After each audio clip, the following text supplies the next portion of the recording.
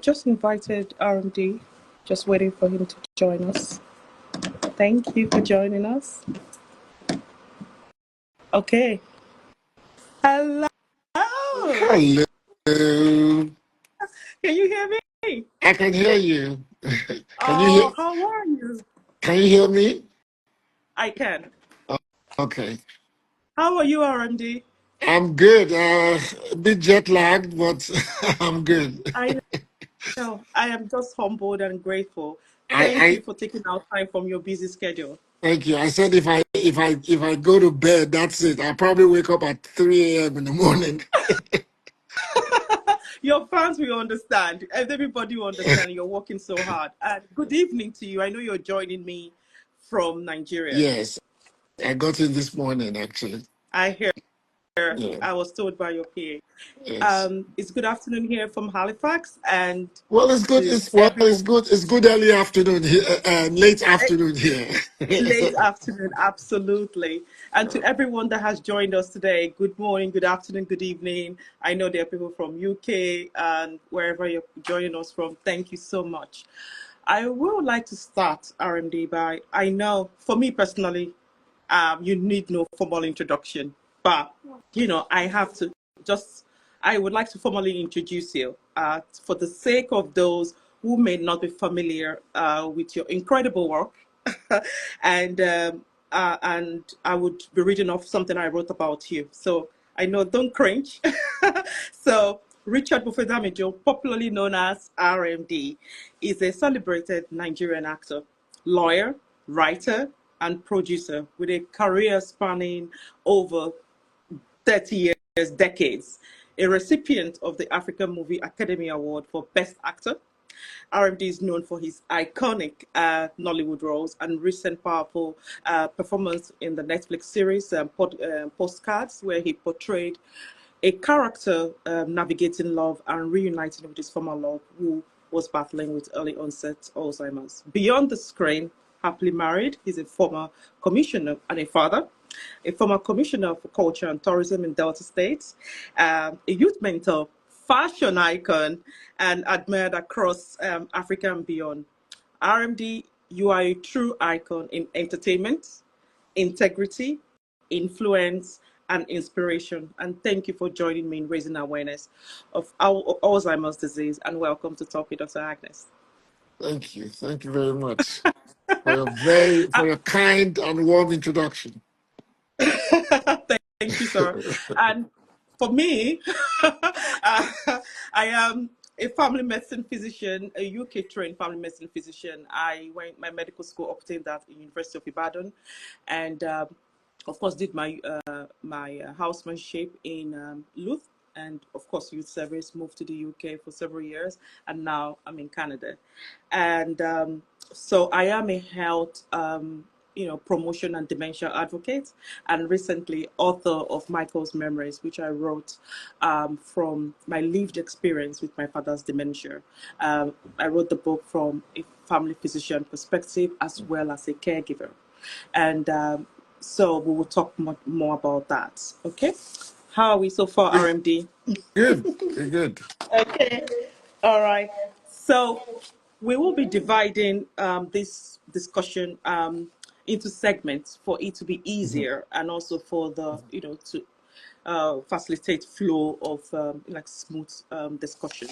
So quick disclaimer out there: people that are watching, I don't want you to go diagnosing dementia. Oh, I watched this show. I think I have dementia and what have you.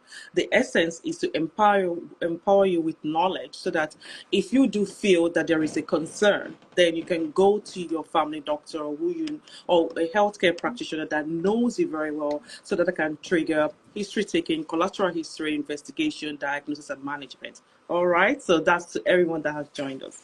Okay.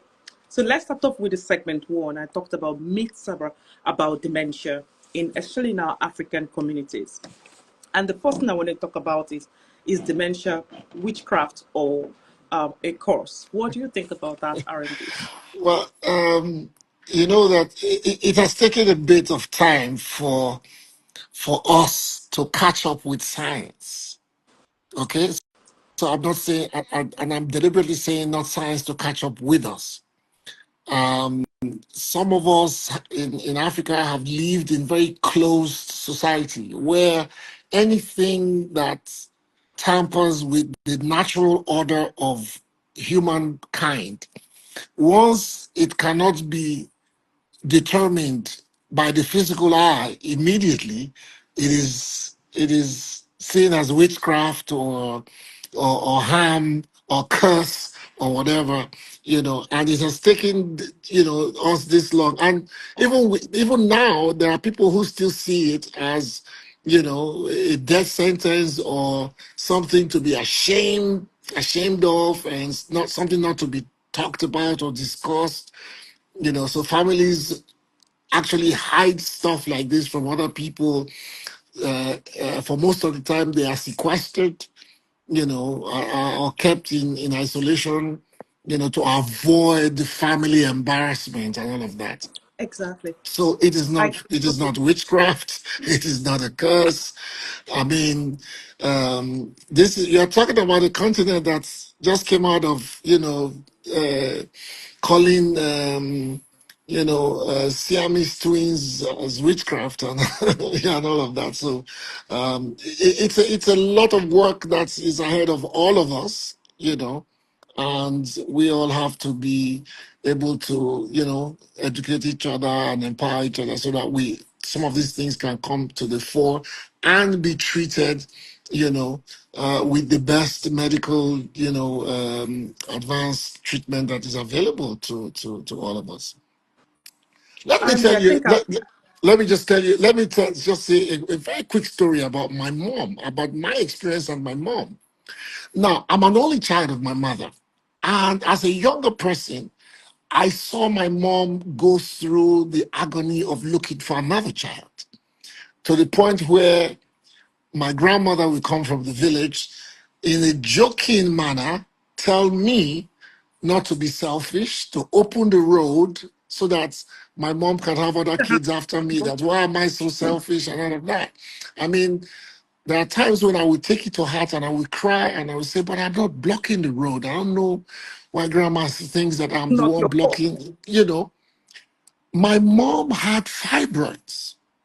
I'm talking late 60s, early 70s to very early 80s.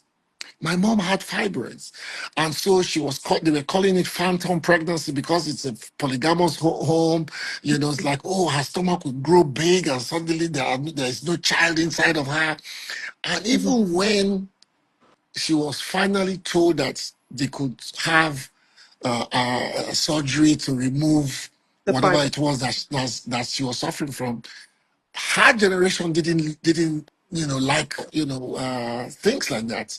In fact, surgery was like a death sentence. They Yes. used to And they that used was to call highlighted in the movie, yes. in the postcards.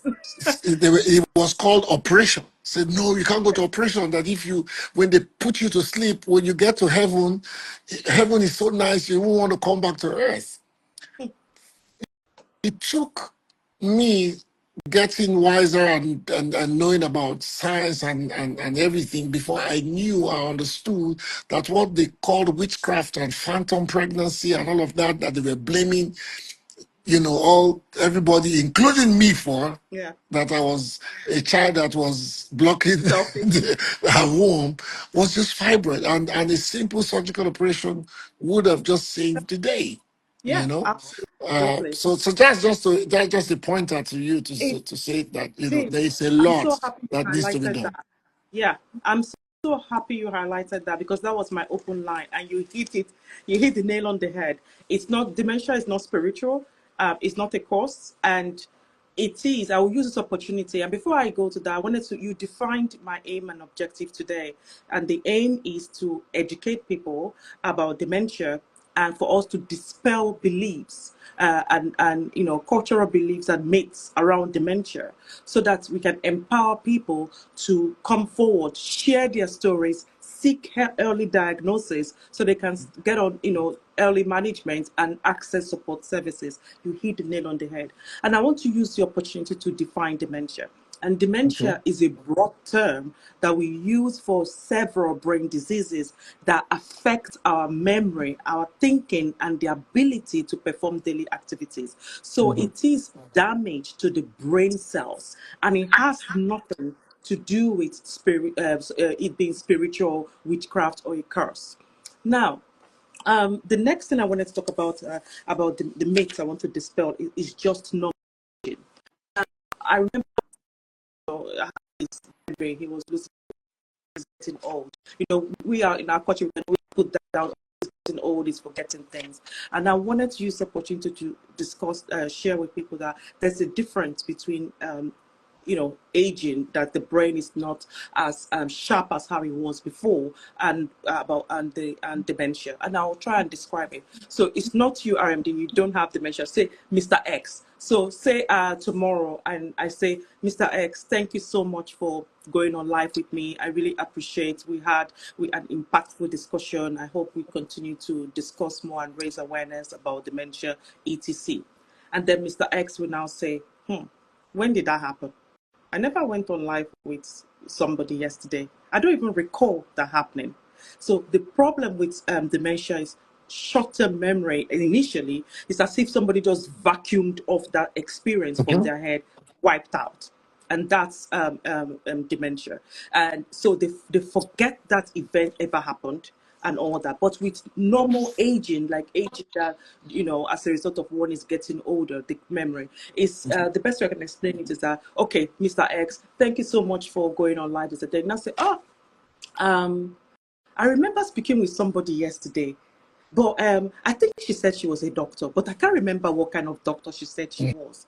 She said Mhm. she graduated from university in Nigeria, but I can't quite remember which university. And then when they're prompted, say, oh, she said about, oh yes, I remember her now. So the problem is a delay in the processing and recall, but when prompted, they can recollect, if not everything, but almost everything. But with dementia, it's like you're in denial. It's not that they're denying anything, they genuinely cannot, that information is gone.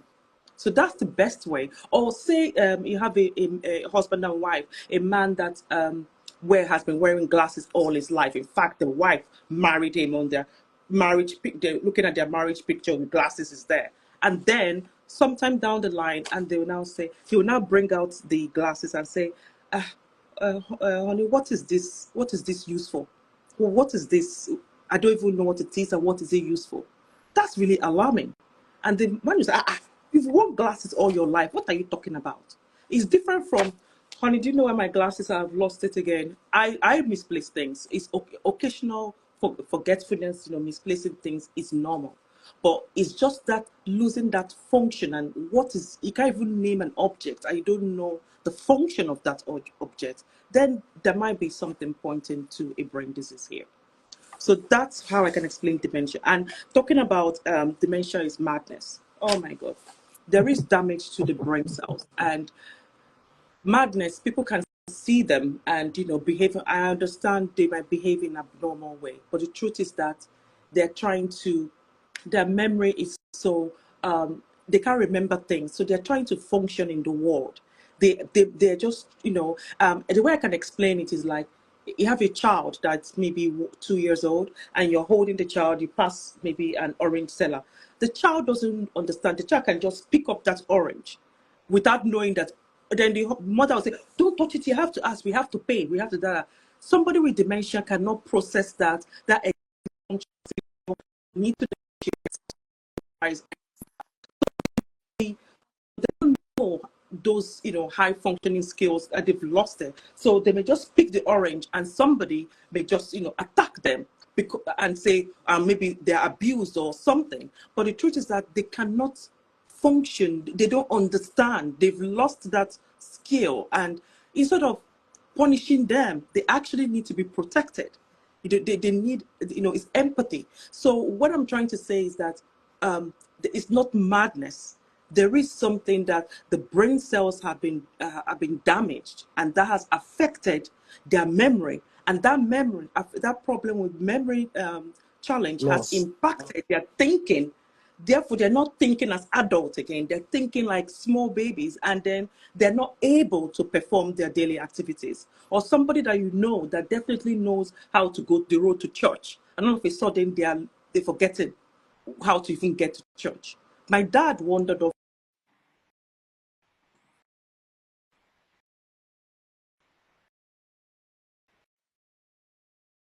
I was suffering from caregivers exhaustion, I'll be honest.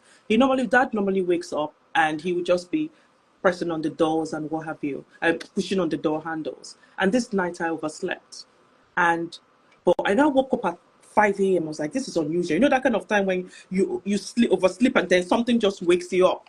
And I just woke up because I'm used to like a baby. Like him, a baby, he'll wake up like 2 or 3 times in the night. I'll get him out of his room, take him to the bathroom because he's lost the process of how to bring out everything, pee, and then guide him, take him back to bed, so he's lost those skills. So I used to do that, and I forgot.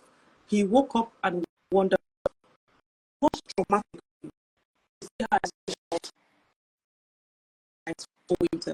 Daddy, that, oh, he's even talking about it in Nigeria. He may even be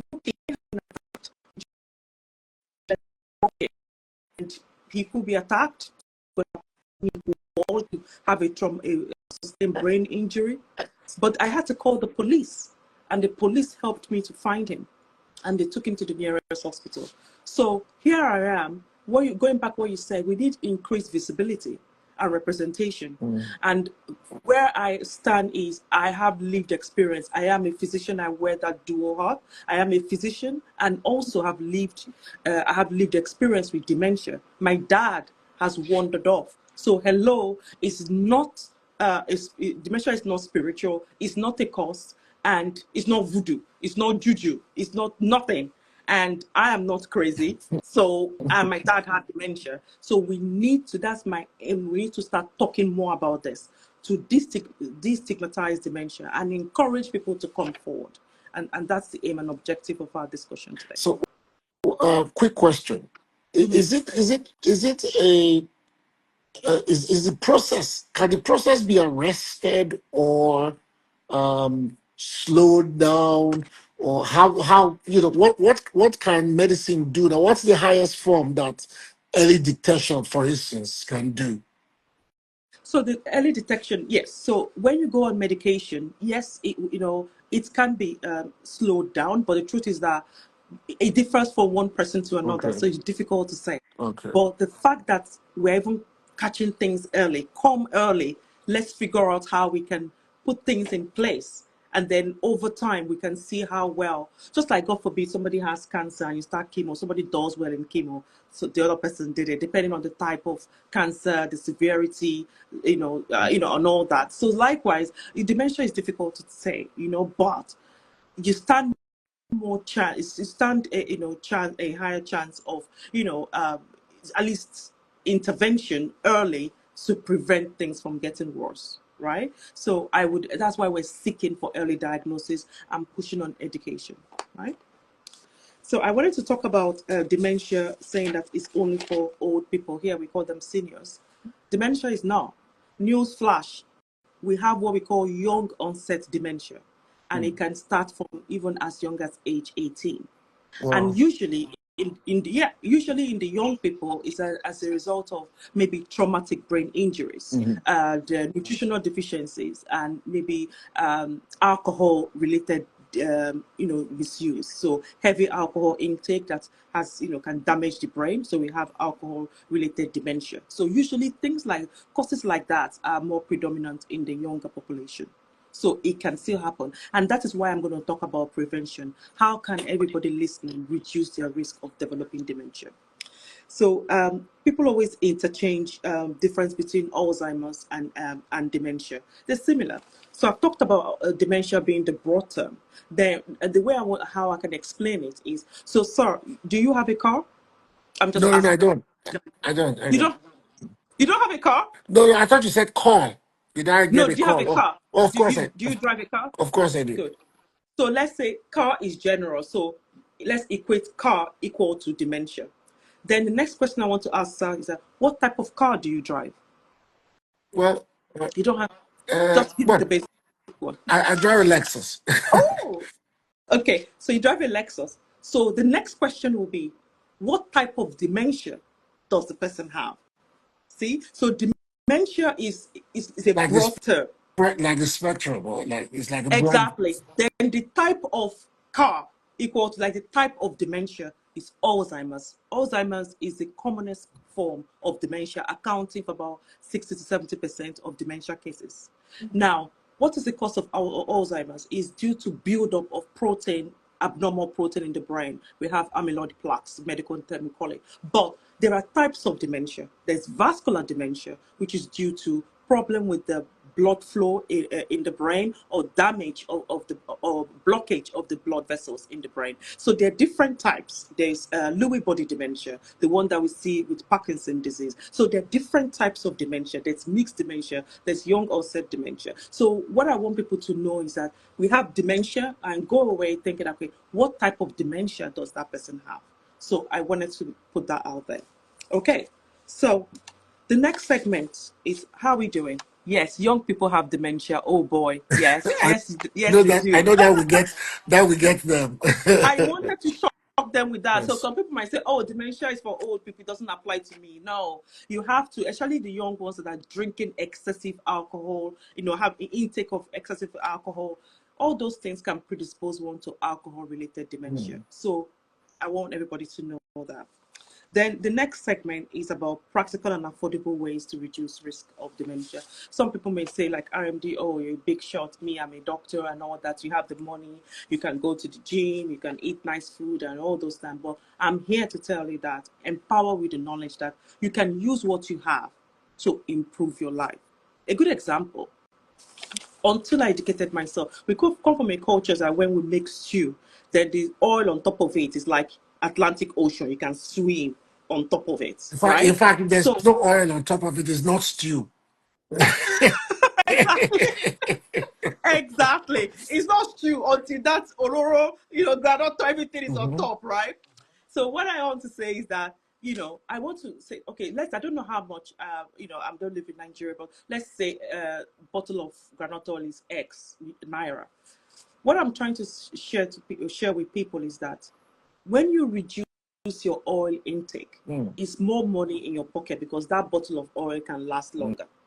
And then you are in return reducing your intake of cholesterol and also reducing your risk of developing heart-related disease, which has been linked to as increased factors for developing dementia, right? So by you not even doing anything, just by reducing the oil you're using to cook, you are having more money in your pocket because it's lasting longer, Mhm. and but at the same time it's reducing your risk of developing dementia. The same thing with salt, the same thing with sugar. I don't even say processed sugar, but if you have to, but reduce the amount. And in other words, you're having more, and in terms of your what you're using to cook, but it's improving your life. Likewise, you don't have to go to the gym to in order to become, to be physically active. You can go for brisk walk if it's safe in your neighborhood, right? You can go for brisk walk, and you reduce alcohol intake, smoking cessation, all those things that you don't have to spend in order to better your life. Start with what you have, and then every little helps, and go from there. There are evidence-based, risk factors for dementia. I've talked about it, is in my other video I did. Like I said, smoking cessation, reducing alcohol intake. If you have blood pressure, how is that blood pressure controlled? If you have diabetes, how is diabetes controlled? It needs to be controlled. If there is history of mental depression and anxiety, it needs to be managed. Social connection, we're good at that in our culture. But if we just have, because over here there's social isolation, you don't even know your neighbor, you don't know anything. But in Nigeria, at least we have that. But we want to foster more of that. And then cognitive stimulation, like playing card games, all these our Ludo cards and all those things. That's what they're encouraging here for cognitive stimulation. Mhm. So do that at least twice a week. So social connection, protect your hearing. Because when you're hearing you're hearing what I'm saying, your brain is processing it. But if there is problem with hearing, your brain is not constantly stimulated, right? And that can increase one's risk of dementia. So you don't need to have money initially, or even money at all, to be able use what you have in order to start to better your life. Yeah. Yeah. Yeah, I can see your comment that start with what you have. Yes, I want you to take that away. Start with what you have. And also prioritize sleep. I know NEPA no day, everything. I understand. But if you can, please sleep. And the executive, people that are big shot, will get money or gas, you might decide to say, you're being driven everywhere with drivers, everything. Please, maybe once in a while, you can actually tell your driver, if it's maybe 1 kilometer away from your work, you can say, driver, stop me here. Make you they go, I go meet you for office. Make I walk, go office. You can put in that effort as well. And say, maybe I don't have time. You're being driven, sedentary lifestyle. You can do all those little changes. They all add up, right? Okay. I can see some comments. Yes, thank you. Thank you so much. Yep. So for me, this is the next segment, wellness and longevity. So as a caregiver and physician, I'll be honest, I always put people in the past. I'll put, we look after everyone, put children, family, career, looking after children. Then subconsciously, unknowingly, I neglected my well-being, my wellness, right? And I struggled with that, especially when I was caregiving for my dad. And looking back, I genuinely wish I wrote about this actually in my book, chapter 5 of my book, when I was talking about the deep connection between health, wellness, and well-being, and what it means to live intentionally on a path to longevity. So looking back, I was saying, I'm now in a state kind of well-being, where I look after my psychological, my emotional, my physical health, the total package. That is well-being. So even our spiritual connection is important. And RMD, the question I would like to ask you is that you are known for your ageless look and vibrant energy. What core habits have helped you maintain your wellness over the years? And if you could leave just one message to anyone listening right now, especially for men in their 60s, about aging with dignity and purpose, what would it be? I think it's for me. The word that jumps to my mind would be moderation. Moderation in everything. So I love life. I love to live. Um, I I love the good life. But I try to also do it in moderation. And then I'm also very conscious about well-being, wellness. My Most people who follow me know that my parents didn't live to be more than 60, both my parents. And so turning 60 for me was a big deal, because I was burdened down with that thought that I'll probably never go beyond 60 or live beyond 60, you know.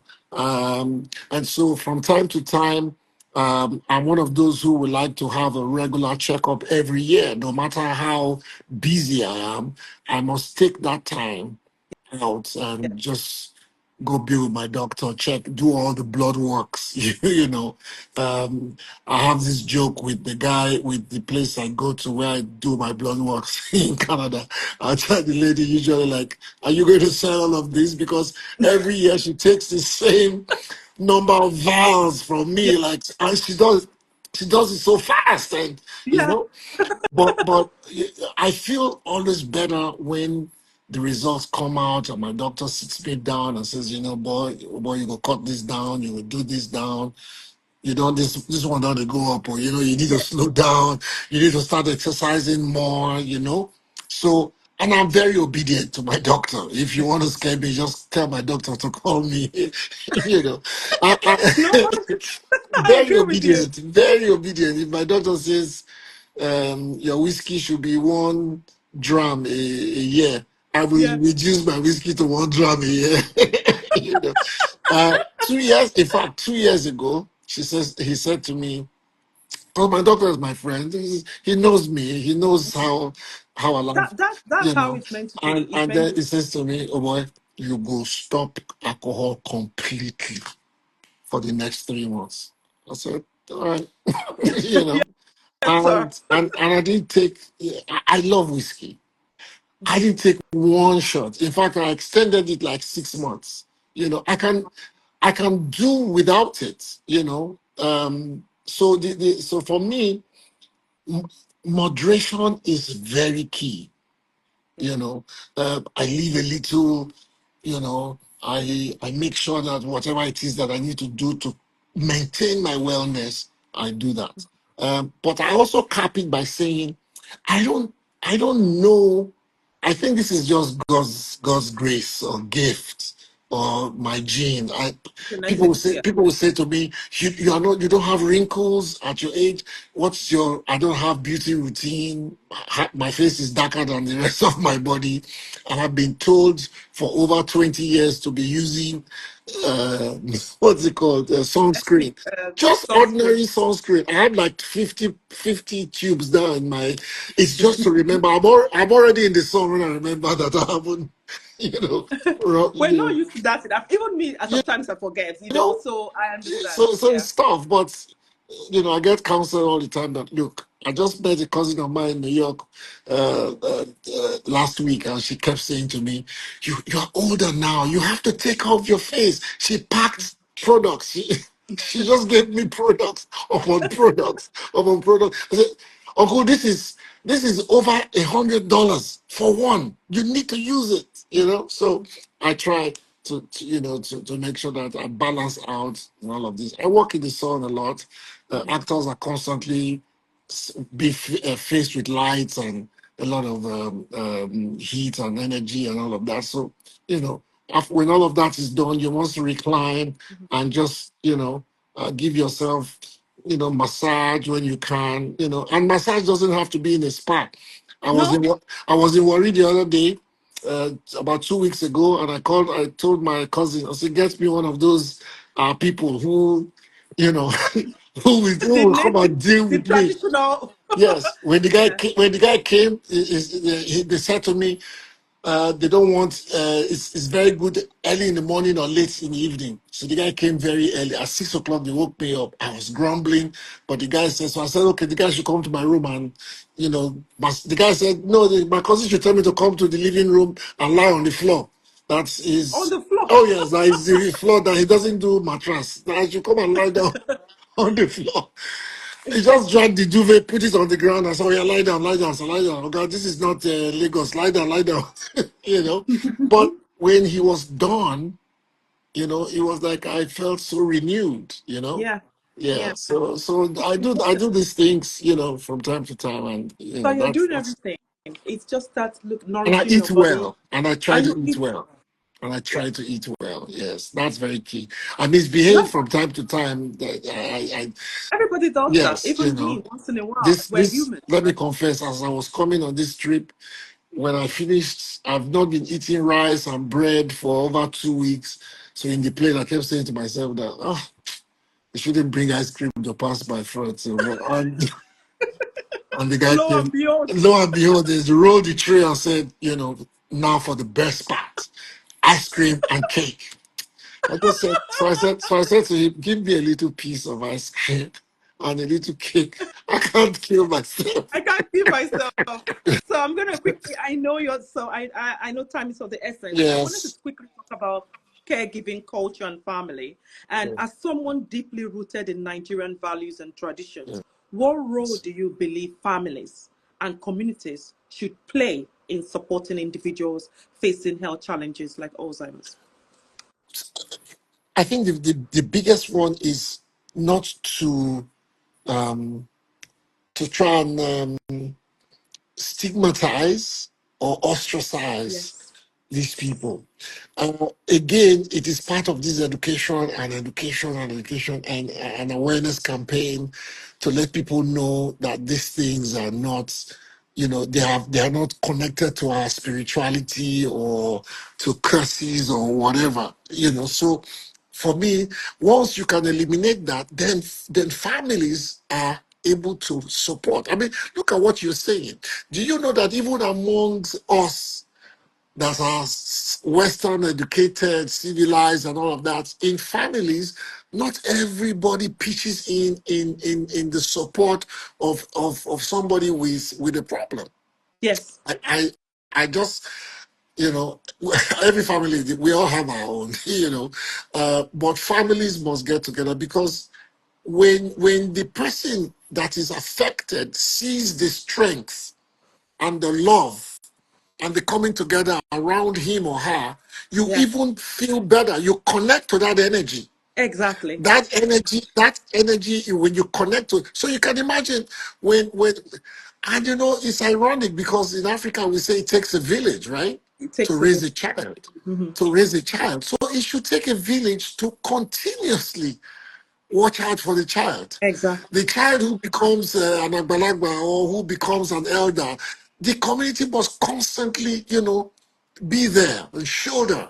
Wait, look, it's always good to talk about your experience. My mom got born again towards the later part of her life, Hmm. and her faith like caught fire.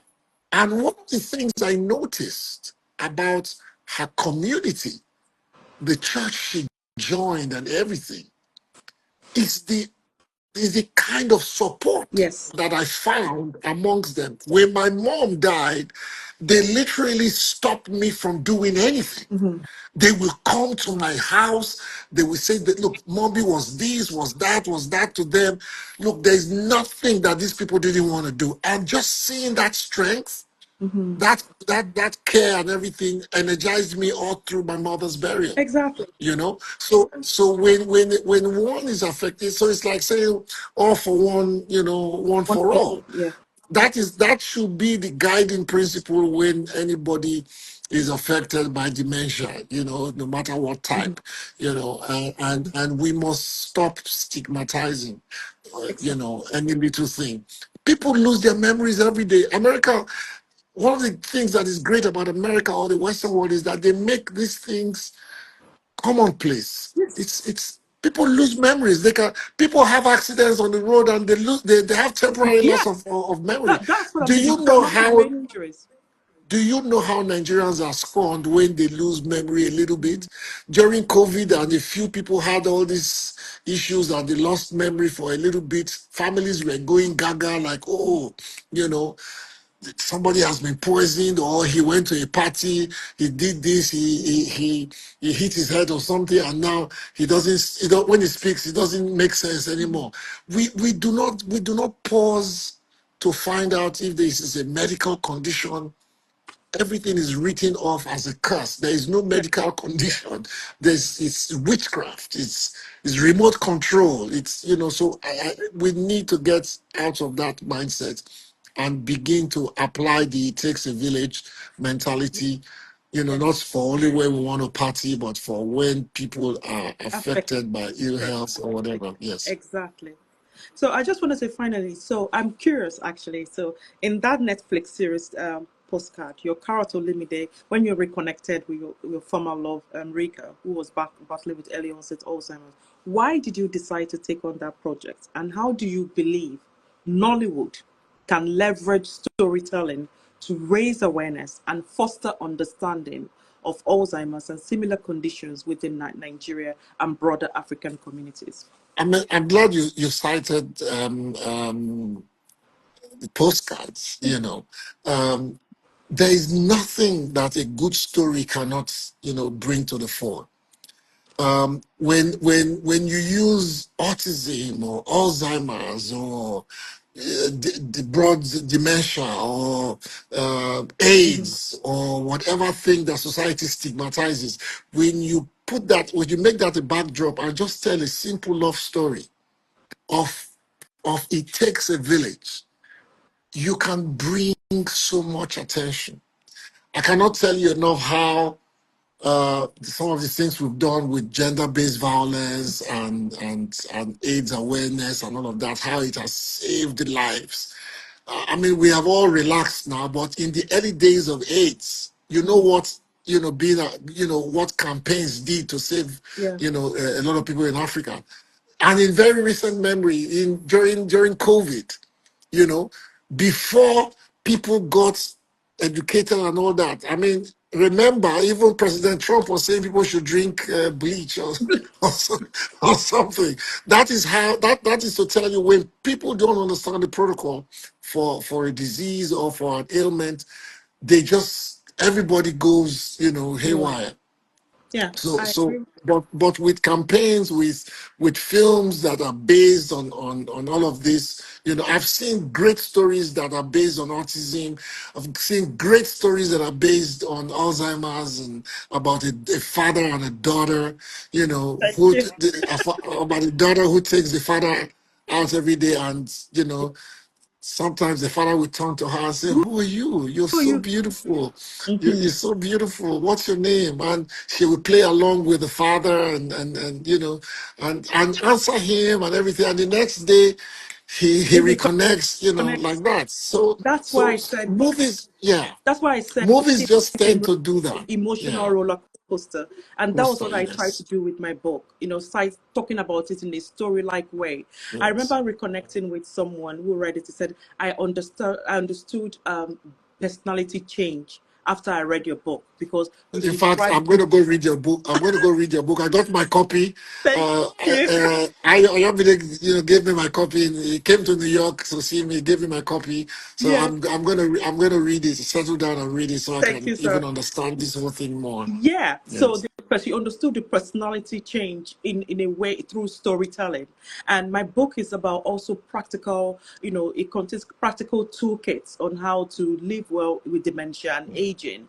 And also, like you said, it takes a village, calling on, the organizations and all the government parastatals to, or we all collectively come together, to raise more awareness about dementia. And that's why I felt that as a physician and as a daughter and caregiver, I felt that I have had lived experience with dementia and I can better connect with people because I know the languages, I know the non-verbal expression of feeling overwhelmed, feeling isolated, feeling invisible and not being seen. So I'm encouraging everyone to share their story. I've shared mine, and through my book and through these discussions we're having, to come forward to seek early diagnosis without fear, judgment, or abuse, because all this is stemming from cultural beliefs, mistrust, misunderstanding, and lack of awareness, lack of education, or maybe culturally sensitive resources and information. So we need to be pushing through all these barriers to encourage people to come forward. So I just want to briefly, if that's okay, RMD. So this is like, if people want to know, this is a copy of my book, Michael's Memories, the paperback, and it's on Amazon and ebook, physical copy, and hard copy. I believe in this day and time, I know in terms of affordability, but I think if people can afford the paperback because it was printed here and it comes with the cost, I think they can go get the ebook, which they can download. Into their device. And I will want everyone to join us. I have a book launch May 10th. It's a dementia advocacy book launch. I've partnered with Alzheimer's Society of Canada and Alzheimer's Nova Scotia here. They'll be coming to the event because they are quite they want to support this book story, the book, and also the event because it's a dementia advocacy event. And so it will be streamed live, so everyone can subscribe via the my YouTube channel and hit the notification bell there so that they can join us online next week, May 10th, 6 p.m. Atlantic Canadian time. So I hope everyone can join us. In conclusion, I want to sincerely thank you, RMD, for joining me today. Despite your busy schedule, you Thank you. are a true testament to your commitment to health advocacy and empowerment. And I hope everyone watching leaves this discussion today more informed about dementia, inspired to support others and to live healthier lifestyle, and also to seek early diagnosis and seek help. Thank you so much for having me. Thank you. It has been illuminating. Thank you so much. Thank you so much, R&D. I And am very I will send you all my comments after I read the book. Oh, thank you. Thank you so much. Thank All you. right. And have a good Okay. rest, okay? Thank Thank you. you. I will. Take care. Take care. Bye-bye. All right. Bye. Bye. host.